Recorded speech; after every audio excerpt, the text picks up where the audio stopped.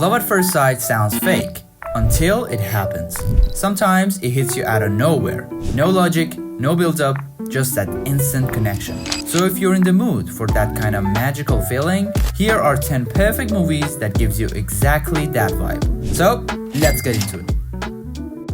Excuse me, sorry. My battery keeps dying. I'll borrow mine if you want. But today, a girl and a boy will meet. Number 10. Hadley misses her flight, and in the middle of that airport chaos, she meets this guy, Oliver. As you guess, they start talking, and right away, yeah, you can see that chemistry. I've always hated airplanes. Then why are you on a 7-hour flight to London? A wedding. You? It's a bit complicated. They end up spending the whole flight together, sharing way more than just airplane snacks and awkward stories. And when they land, for some reason that I don't know, they get separated. A slim to none. This is my number. Text me so I've got yours. I don't know. The odds of finding them again. Good luck.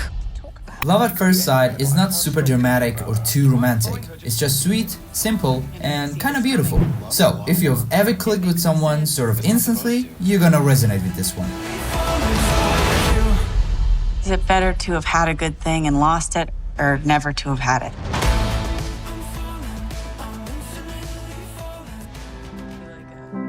Would you mind reading me something? What do you want me to read? Something you wrote? Okay. Number 9. It's about this British girl and an American guy who met in college in Los Angeles. And you know, this story was a bit silly, but okay, it was kinda cute. She leaves him a cute note on his car, and boom, that's all it cost. No slow burn, no games, just that immediate spark.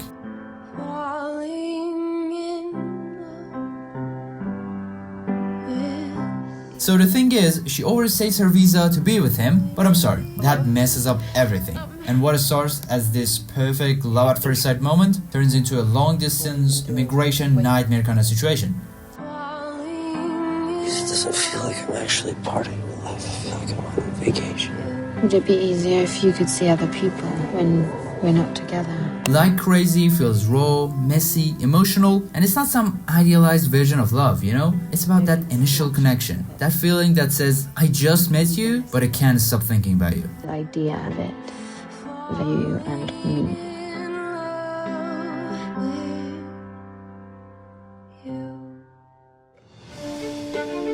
W.F. Gerald. I just moved into 2B. Huh. Thomas Webb. Why so troubled, Thomas? I'm having a bad day. Number 8. Thomas is stuck. He's just finished college, doesn't know what to do next, and everything around him feels kinda pointless. Until he meets Mimi, older, confident, and mysterious. Excuse me, you don't know who I am. Yes, I do. You do? You're the boy who follows me. You're also Ethan's son. The way they meet is not some epic setup, but when they talk, you can tell that the guy is all in. I genuinely love the way he starts running into her more and more, and every conversation feels like a game. You're being really obvious. You're an innocent, Thomas, and you've got no idea how the world works. I know some things. Like what? The only living boy in New York is a slow burn after the first meeting. It's got that messy, unexpected love at the first sight vibe, you know what I'm saying? Not in a rom-com way, but more like you weren't supposed to fall for this person, but you did. Life's random as it is deliberate.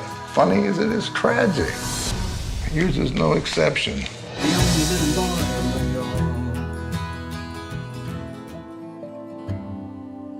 I bet you thought I wasn't gonna make it.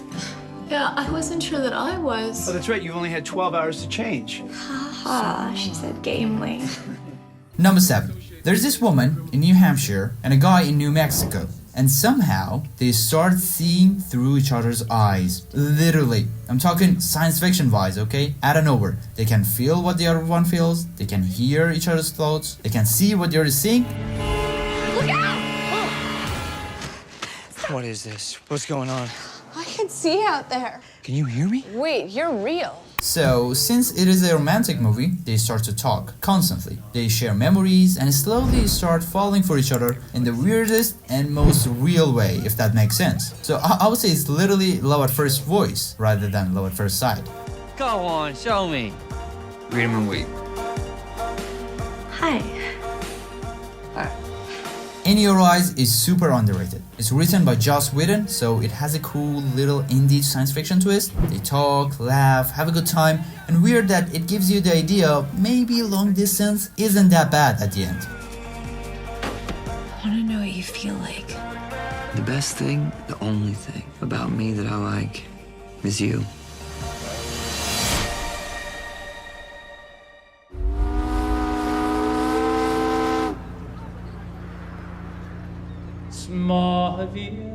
Step over this way, please. Get out of the line. Next. Passport, please. Welcome to the United States, ma'am. Number 6. Alice moves from Ireland to New York, trying to build a new life. She's shy, homesick, and totally out of place, until she meets Tony. He's sweet, kind, and from the second he sees her, he is locked in, like seriously, and kinda so is she. I met somebody, an Italian fella. We're going to Coney Island at the weekend. But do you have a bathing costume?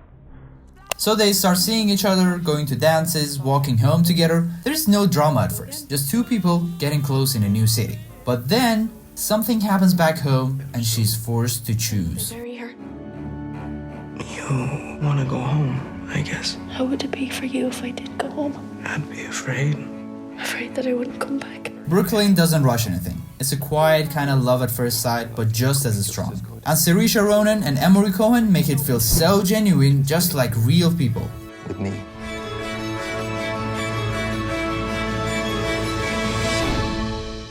Home is home. Number 5. Anna is this super organized, super planned, and OCD kind of person. And she flies to Ireland to propose to her boyfriend. But nothing goes right. Nothing. Her plane gets diverted, her luggage gets lost, and somehow she ends up stuck with this Irish guy who's going to drive her to Dublin for a price. I'm your man, missus. I'll drive you to Dublin. Thank you. Right from the start, you can guess it. They don't get along well, but you can tell there's something bubbling down there. The more time they spend together, arguing, getting stuck in the mud, almost dying on the Irish cliffs, the more they get kind of close. Kiss the gal. Leap Year is not love at first sight in the obvious way, but there's a spark in that, everything built on that spark, like very fast. Oh, and let me tell you about the Irish countryside. It just makes the whole thing feel like a fairy tale or something. Will you marry me? This was all I want. 2 weeks together. That's all it took. 2 weeks for me to fall for you. Number 4. John's home on leave from the army when he meets Savannah, and in a very fantasy way, he helps her to get her bag back from the ocean. Yeah, classic. And they just fall into each other's lives, just like that. People act around you. It's like they're scared of you. Why don't you get your hands off? Why are you scared of who I used to be? You don't scare me, John. Oh, you scare me. Dear John, a movie that is quick but not forced. They spend those few weeks getting close, talking about real things, and hanging out with each other's families even, and simply just a few delicate days together. You're enjoying yourself. Yeah, I think I am. Full moon tonight. It actually doesn't matter where you are in the world. It's never bigger than your thumb. You know, the story gets better when he leaves for deployment, but they try to stay connected through letters. The movie isn't just about falling in love. If I want to be specific, I can say it's about holding on that love when everything is like apart.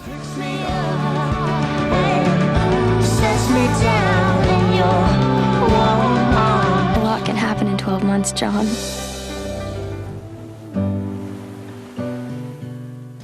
Listen, we're stuck in a time loop. You, me, everybody, same days repeating over and over again. Like in Groundhog Day and Edge of Tomorrow. Except only me and this girl Margaret know about it, and you don't remember any of this because your brain keeps getting erased. Number 3. Mark is stuck reliving the same day over and over again. He knows everything that's gonna happen, so his life is pretty much on autopilot. Until one day, he sees Margaret. She's doing something completely unexpected, and it's the first time he has seen anyone else who's aware of the loop. I'm Mark. Dude, I saw you last night. You didn't tell me anything about a girl. This is gonna sound really strange. I was wondering, are you experiencing any kind of temporal anomaly? You can say that this meeting is gonna be different. They started spending the day together, hunting for tiny, perfect moments that usually go unnoticed. You know what I'm saying? Like little side quests in a video game on the map of tiny, perfect things.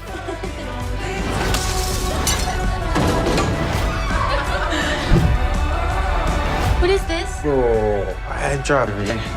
He made a map of us.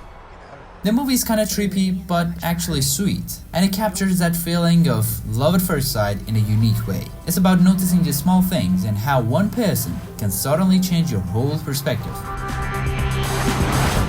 thought we'd have so much more time.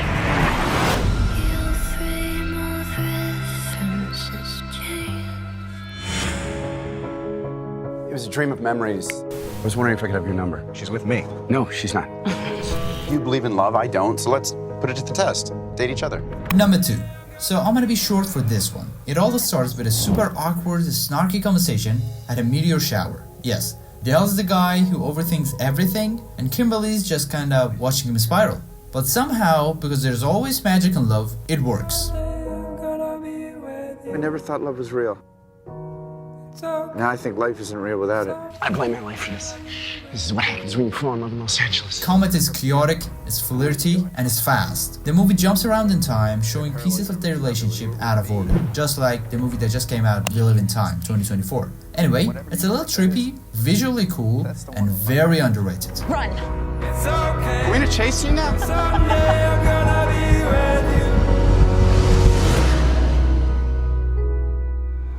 I feel that we met in Grand Central for a reason.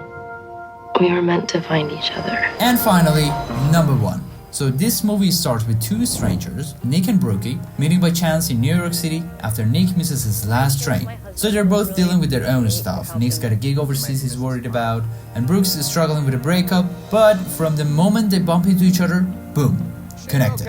My purse was stolen. I got like 80 bucks. We can find your purse. We can get you home and make me a hero.